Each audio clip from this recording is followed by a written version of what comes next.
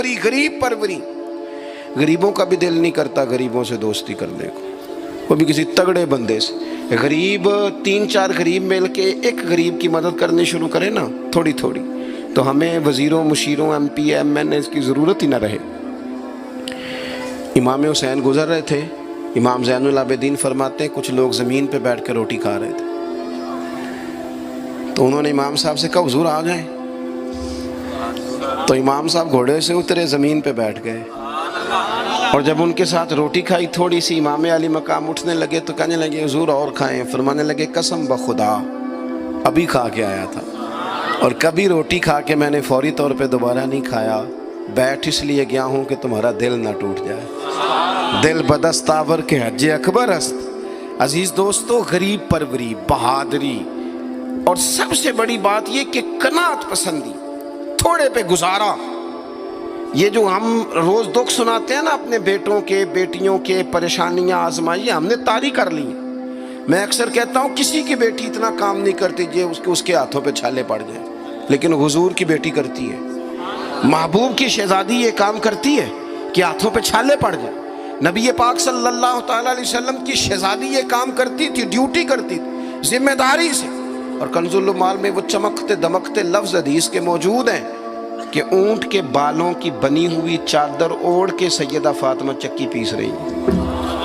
محبوب نے دیکھا، آنکھوں میں آنسو بھی آئے. پتہ فرمایا کیا؟ فرمایا فاطمہ بیٹا دنیا میں تھوڑی سی تکلیف برداشت کر، آخرت کی ساری عزتیں اللہ تجھے ہی عطا فرمائے گا. اپنے گھروں کے اندر یہ خوبصورت ماحول لائیں. اور پھر سب سے بڑی بات یہ تھی کہ ان کا جو رشتہ تھا نا مصلی کے ساتھ. سبحان اللہ. یہ اذان کس کی ہے؟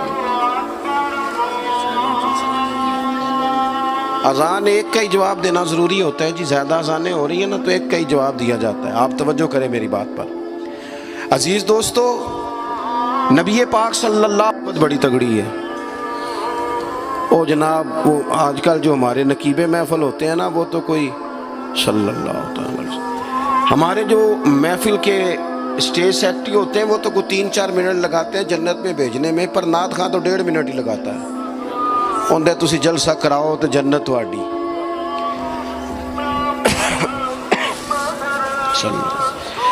یاد رکھیں کہ نسبت کی مضبوطی ایک بڑی عظمت ہے.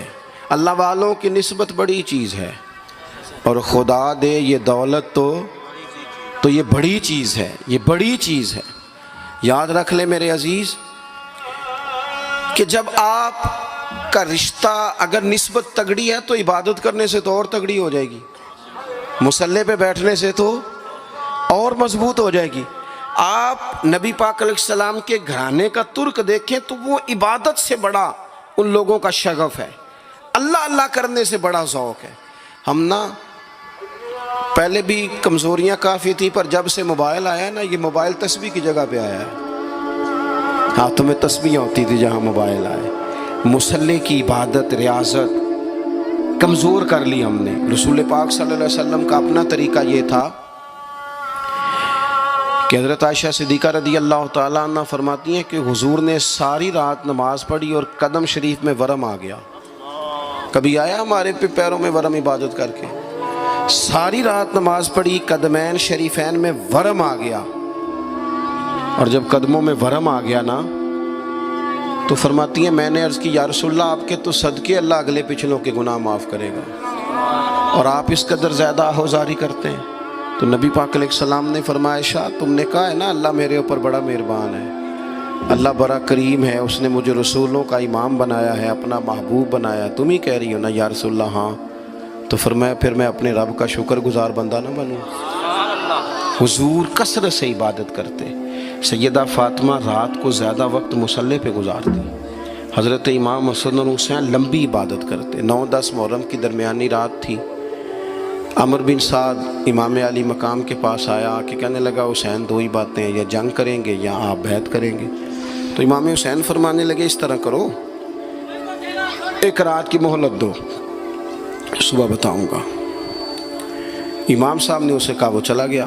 حضرت عباس بن علی، یہ حضرت علی کے صاحبزادے ہیں، میدان کربلا میں حضرت مولا علی کے 4 اور بیٹے بھی شہید ہوئے. ایک حضرت عباس، ایک حضرت ابو بکر بن علی، ایک حضرت عمر بن علی، ایک حضرت عثمان بن علی. یہ نام دیکھو کیسے شاندار. اور یہ نام حضرت علی نے نام رکھے اپنے یاروں کے نام پہ ہم نام رکھے. خلفائے ثلاثہ سے عقیدت بتاتی ہے ان کی کتنی. تو حضرت عباس رضی اللہ تعالیٰ عنہ نے آ کے سیدنا امام حسین کی خدمت میں عرض کی، حضور آپ نے جو فیصلہ کرنا ہے نا سویرے، مجھے ابھی پتہ ہے، آپ نے بیعت تو کرنی نہیں، ہونی تو جنگ ہے. تو یا رسول اللہ صلی اللہ علیہ وسلم، اے امام علی مقام رضی اللہ تعالیٰ عنہ، آپ نے رات کی مہلت کیوں لی؟ یہ عجیب لوگ ہیں، پتہ نہیں کیا سوچیں گے، مہلت لینے کی کیا ضرورت تھی؟ کہ میری بات یاد رکھنا جو عرض کر رہا ہوں. امام حسین فرمانے لگے، عباس تیرا کیا خیال ہے، سوچنے کے لیے ٹائم لیا ہے تو حضور پھر کس لیے لیا ہے؟ تو کیا جملے ہیں امام حسین کے. فرمانے لگے، عباس تجھے پتا ہے نا مجھے سجدوں سے بڑا پیار ہے، سجدوں سے پیار ہے، دعاؤں سے پیار ہے، عبادت سے پیار ہے. میرا دل کرتا ہے ایک رات رہ گئی ہے میں رج رج کے سجدے کروں، اپنے مالک کے حضور اپنی پیشانی رکھوں، خوب دعائیں مانگوں. تو ان کا تو عبادت سے اتنا شغف تھا. آخری بات سنیں، یزید تو ظاہری طور پر کلمہ بھی پڑھتا تھا، سارے کام کرتا تھا. امام حسین کیوں نکلے اس کے خلاف؟ اس لیے کہ فاسق و فاجر تھا، شرابی بدکار تھا. صحیح بتانا، صحیح. اس بندے کی جیب میں خود ڈھیر سارے گندے گانے ہوں، وہ امام حسین کے نام کی ایک دیگ پکا لے تو امام حسین خوش ہو جائیں گے؟ جو وہاں لڑکیوں کے اسکول کالج کے سامنے روز کھڑا ہو، وہ کہے کہ میں نے 6 نعرے پورے لگائے امام حسین کے نام کے، تو امام حسین خوش ہو جائیں گے؟ امام حسین کی کاز کیا ہے؟ وہ کہتے ہیں کہ ایسے لوگ جو فاسق و فاجر ہوں، اعلانیہ گناہ کرنے والے، وہ کبھی بھی عنان حکومت پہ آنے نہیں چاہیے. اور اگر ہم سپورٹر ووٹر ان لوگوں کے ہوں، ہم انہی لوگوں کے سپورٹر ووٹر ہوں جو ظالم ہیں، فاسق و فاجر ہیں، اور ہم بات کریں امام حسین کی، ہم سے نہ رقم ہوں گے قصید یزید کے. ہم لوگ تو حسین کے سیرت نگار ہیں. دورنگی چھوڑ کے یک رنگ ہو جا، سراسر موم ہو جا یا سنگ ہو جا، آپ کبھی کسی ظالم کے سپورٹر نہ بنے، کبھی بھی. آپ کو پتا چل گیا بندہ غلط ہے تو ڈٹنا سیکھیں، کھڑے ہونا سیکھیں.